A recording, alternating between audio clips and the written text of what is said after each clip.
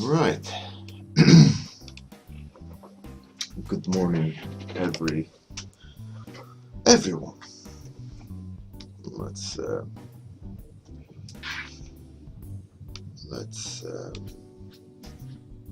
do this.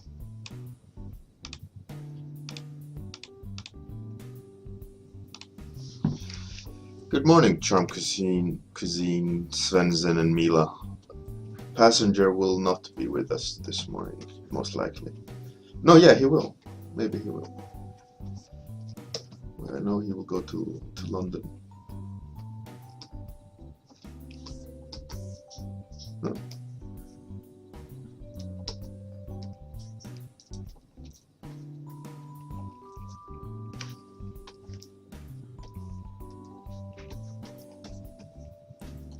That looks pretty cool.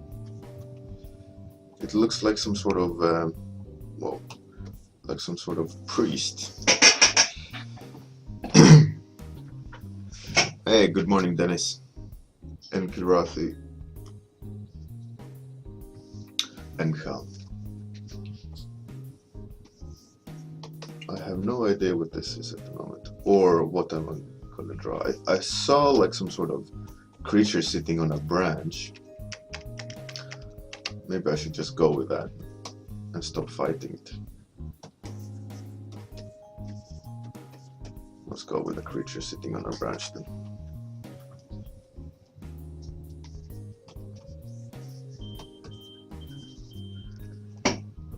Or, I don't know, I'm not too keen on the idea, that's the problem. Let's change the music. Well.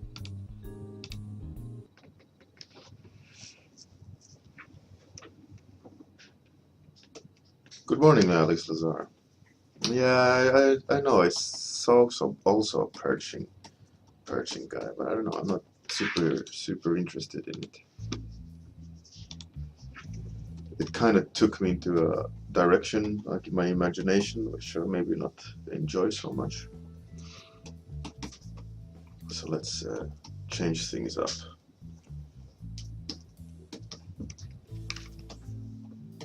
Maybe I can see something else. Oh, okay.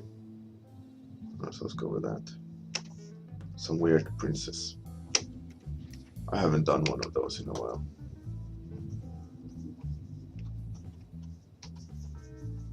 Let's see. That might be more fun. Some sort of princess creature with some weird headgear. Alright, I'm digging that.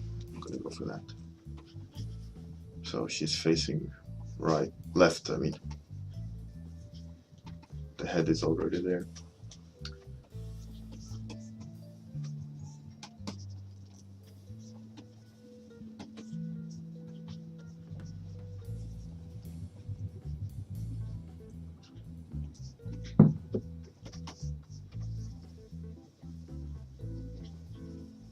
Okay.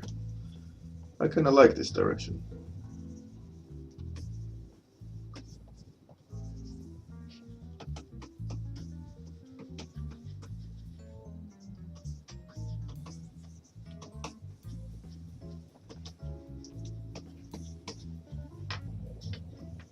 For me, it's already an interesting character.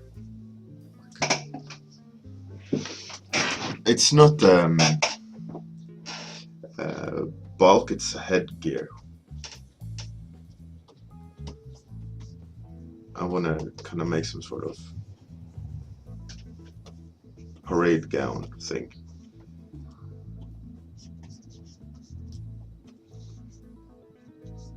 I always tend to do like queens or princesses with these massive headgears. I don't know why, I enjoy it. It's fun to design some sort of big headdress.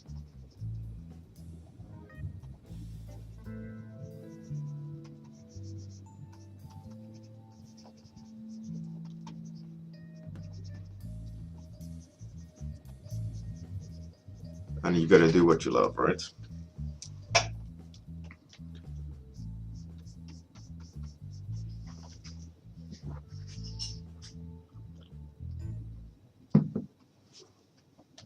Let's see.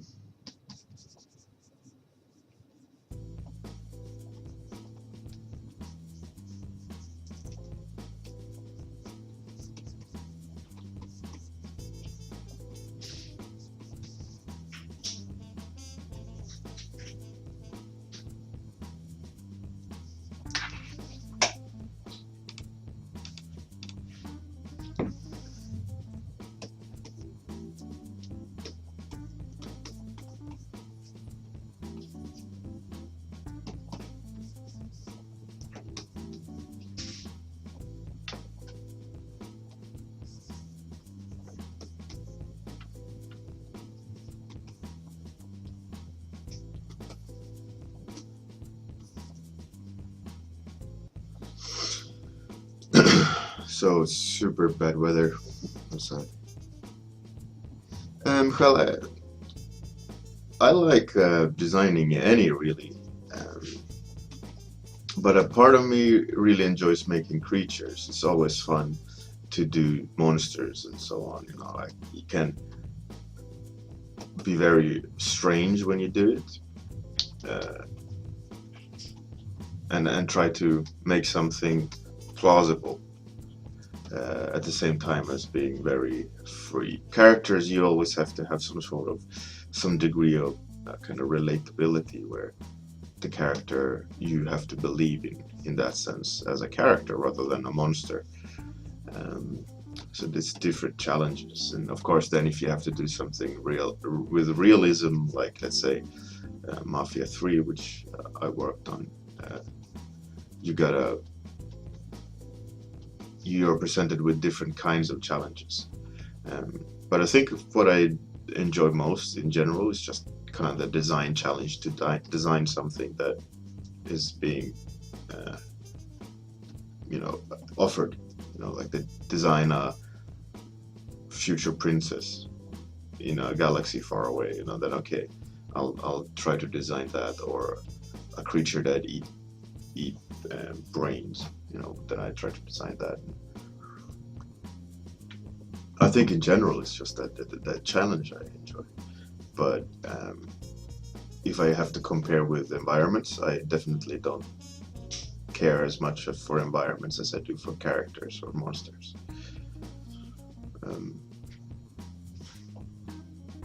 I can do them, but it's nothing that sits close to my heart.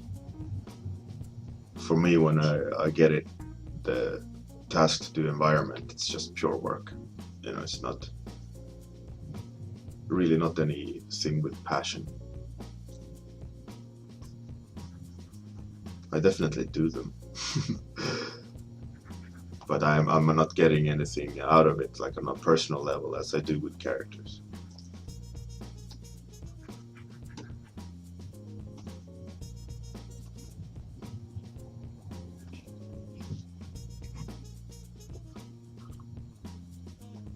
For me, like designing characters is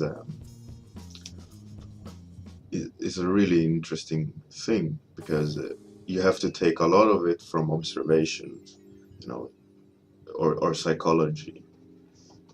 You know, how can you make someone look mean? How can you make someone look happy? How can you make someone look friendly? All these things, right? And it's a bit tricky sometimes.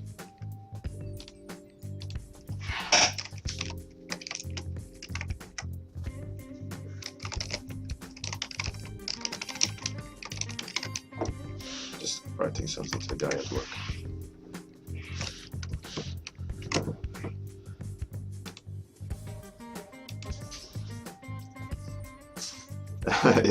That is, yeah. That's a good thing, right? Hey, good morning, Isra. Welcome. Yeah, I think there's scope for everyone. I think that's why there is environment artist as a profession and not just artist. Because some people enjoy doing other things more. And I think it's a great thing, because it leaves room to grow and master the genre, rather than bit jack of all trades.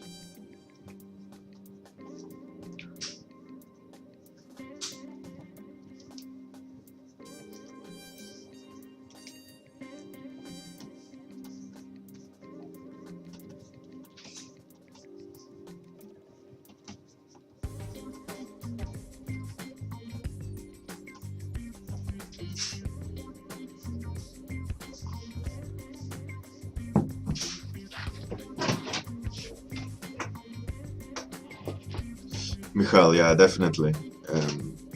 I agree with you. There's a lot of yourself you can put into a character, more than an environment. At least for me, and that's what I enjoy about it, that you can put. There's more. I think there's more layers to a character than an environment. At least when it comes to psychology and behavior and things like that. I think for me, like I mentioned before, I find environments to be lacking character or layers. It's just kind of a binary thing almost. But of course it's not. But I feel that way about environments, at least creating them and being in an environment. It's more of a single product, while a character can have more depth to it. And, I don't know. Maybe it's just there hasn't been designed worlds enough where they are dynamic as a character. Maybe that's the next step of a changing world. And I don't know. I think Portal, by the way, did a really good job with the environment. It felt extremely alive, and as a character, I think that's one of very few games which is spot on when it comes to environment execution, like character as a character.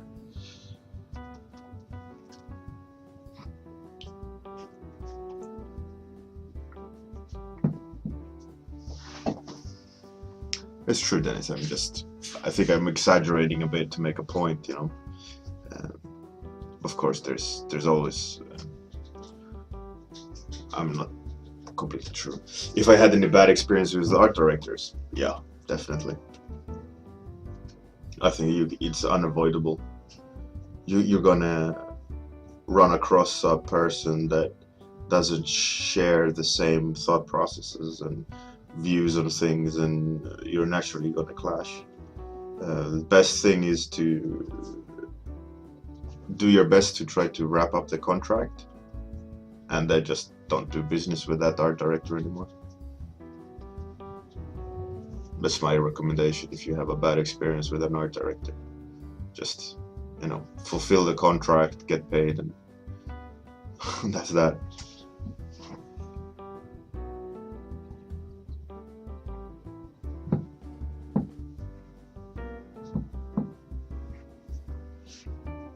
Yeah, Isra, definitely. I mean, that's what I love about designing an environment, is to be placed in it.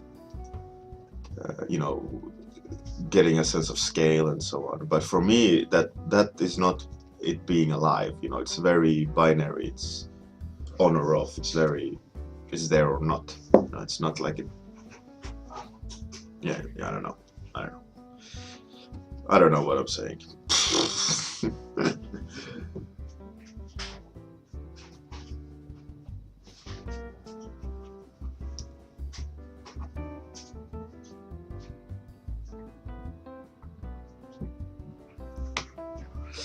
Svensson, I mean, the thing is with an art director, right? They're in a position where the other people at that company has agreed on that they are directing the art, right? So if they would deem that they are directing the art incorrectly, I don't think that person would have the job. So in a way, you have to respect whatever the art director is saying.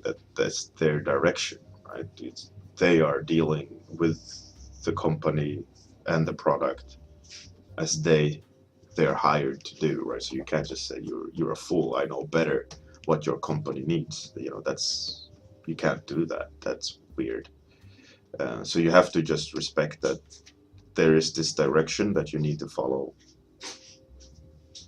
but you know, if you don't like that direction, you don't need to ask for another contract.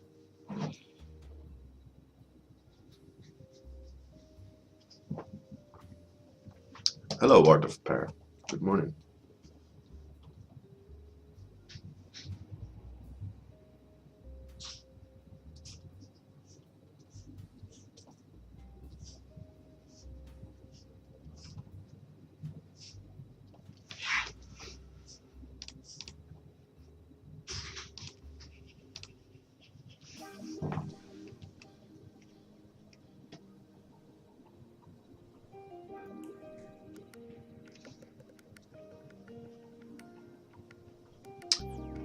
Svensson, well, you just have to do your part, right? Do the art.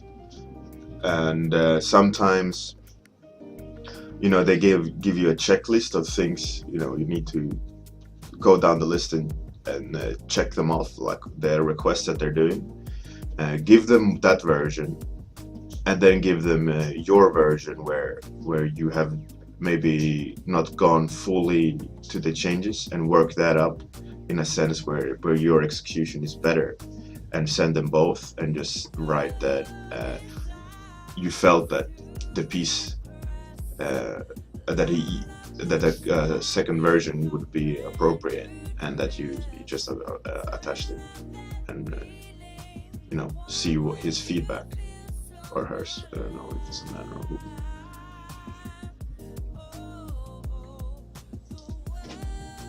But that's a trick I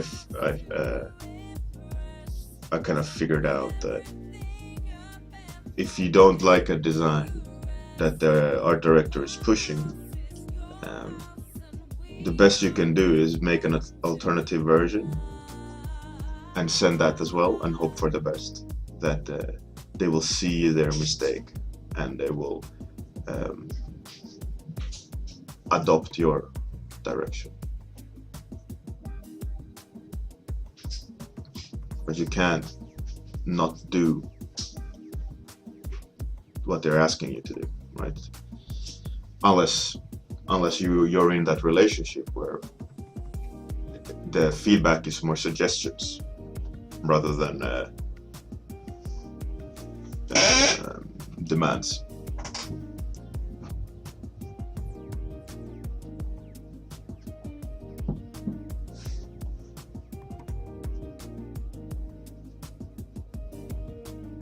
It definitely, Svensson, is a skill of his own.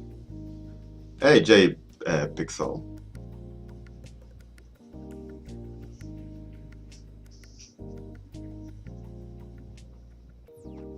Definitely, that's a big part of it as well. They're the bridge between suits and art, and they have to make everyone happy. I mean, you can't be angry at them if they provide bad art direction, but they're doing their best at trying to reach an end product, right? And they have to go to producer, the art directors, and the leads or whatever, and show the art, and they will have opinions, and the art director have to come back and say, okay, these are the changes that they've asked. We need your art to fit these criteria. And you as a freelancer, you're like sitting in your underwear farting, and you have no idea what they're discussing in the meeting rooms, right? And you're just getting an email of them saying, do these changes.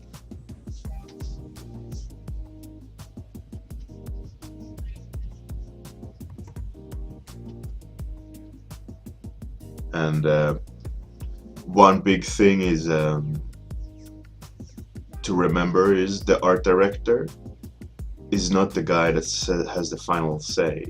There's a big part of making something look cool, regardless of the art direction, that will sell a concept. Because the suits don't care if it's done in, you know, whatever. It's just a matter of, does it look cool? Do they think it can sell? So when you're trying to push a painting or a concept to an art director, even like, let's take the example, the art director doesn't know how to paint and draw.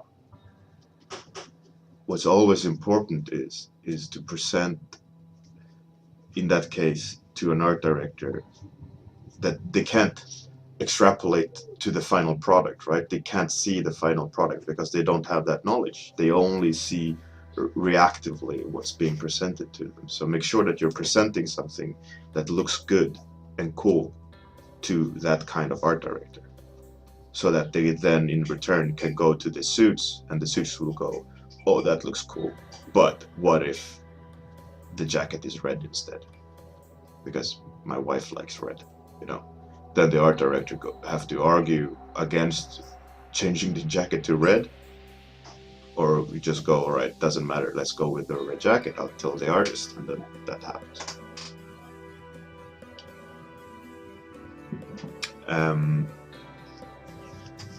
It's Michal said, it's a combination of both. They hire you because they trust your art sensibilities and design sensibilities, that they assume you know what should sell in 2 years, or what's trendy, or what might potentially be trendy. Client's job is to make that product, and you work together to try to design something that is gonna sell in 2-3 years. And that's why they have tons of meetings. They all have to be on the same page in regards of product. And then you are the facilitator of those ideas that they discuss. Because if they knew how to draw it or design it, they wouldn't hire you. But they have the direction for the product, so they're relying on you being able to design something that they want,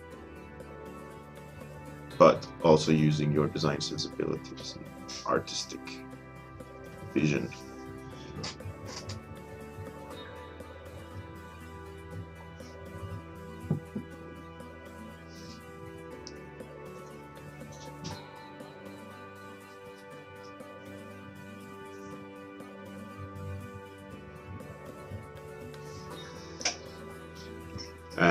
Amir, and also a lot of our people don't know what they want, and they're just reacting. And when they're reacting, after they've reacted and you present them what they want, they realize they don't want it, they want something else, and the envelope is getting pushed and pushed and pushed to this forward.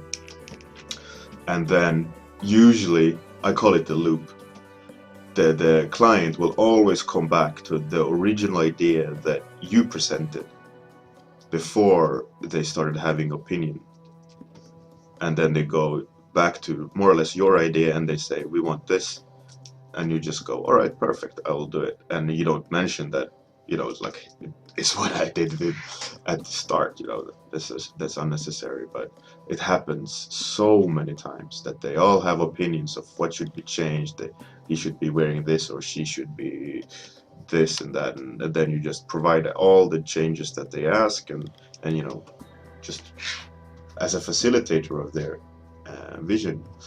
And then it always in the end you end up going with the sketch that you did in the beginning, that was based on your design sensibilities and artistic vision, always. But of course slightly repackaged so that they feel like it's their idea. It's always like that, always. You can't escape it.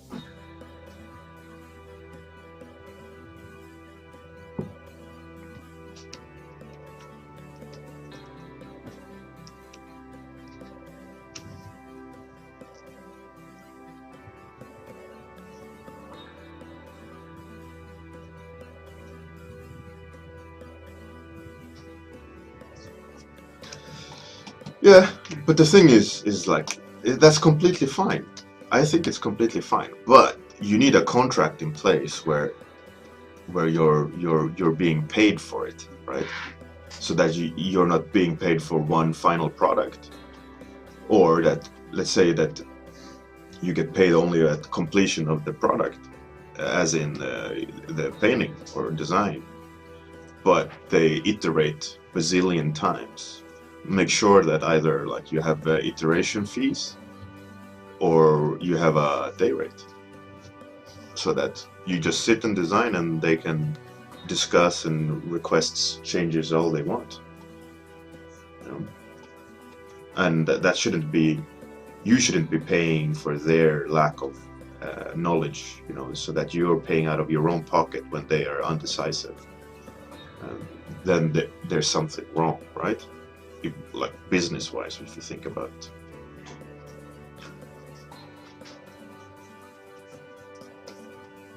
Because it becomes frustrating and a negative thing if you are losing money on them asking for iterations. See what the thing is there?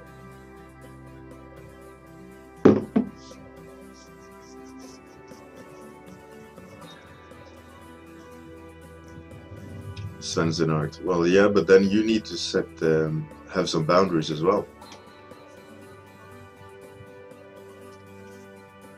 Nothing hurts, you know, by having a phone call or a Skype call with them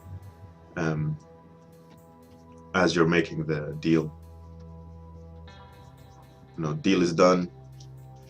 You know, like then they signed. Okay, let's do business together, and then you explain the process. Okay, you do 1 or 2 iterations of changes, then you know, you open the floor for details change, you know, like move the eye or bigger hair. But the first 2 iterations, maybe they have to do the art direction, and then when that is nailed, it's not a lot of back and forth. It has to be, you know, a candidate to be taken to final rather than just keep on iterating. You know, that could be a good deal to have set in place, where you allow 2 iterations of them changing the drawing completely, and then they have to accept one to be taken to final, and then there's some small push and pull, but not stray away from it too much.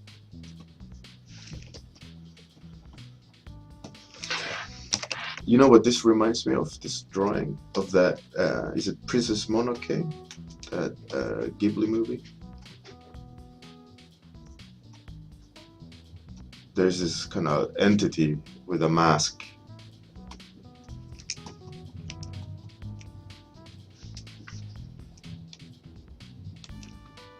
I'm gonna start adding some color now, I think. I got 3 minutes, 2.5, so I'm gonna try to squeeze in some color work. And unfortunately, I can't read too many comments at the moment because I only have 2 minutes left.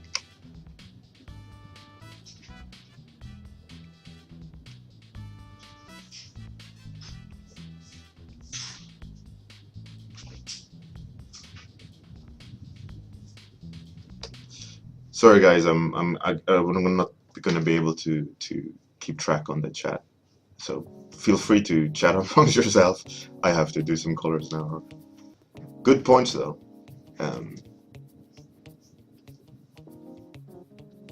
Fun topic today.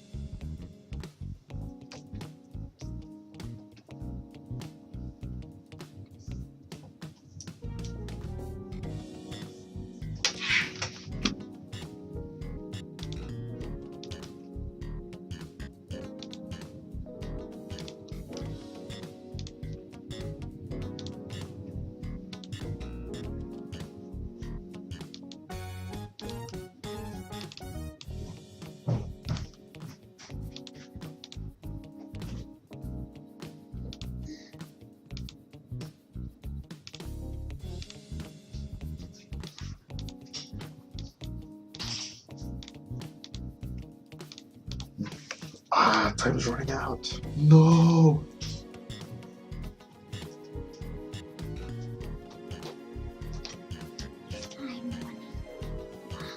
Time's running out too. 5, 4, No! 3, No! 2, No! 1. Oh my god. Time's running out. Time is up. Time is up. Horrible. Yeah, what about this? No? How did your drawing go, Hugo? I have 4 to draw. 4 drawings? Yes! Wow. My mom told me to. Good job. I only 1. In all your 14 minutes. Only 1.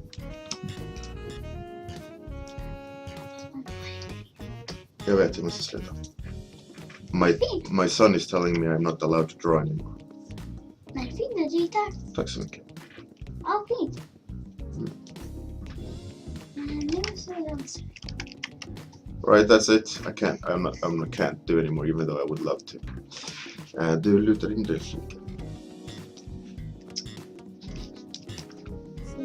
Thanks everyone.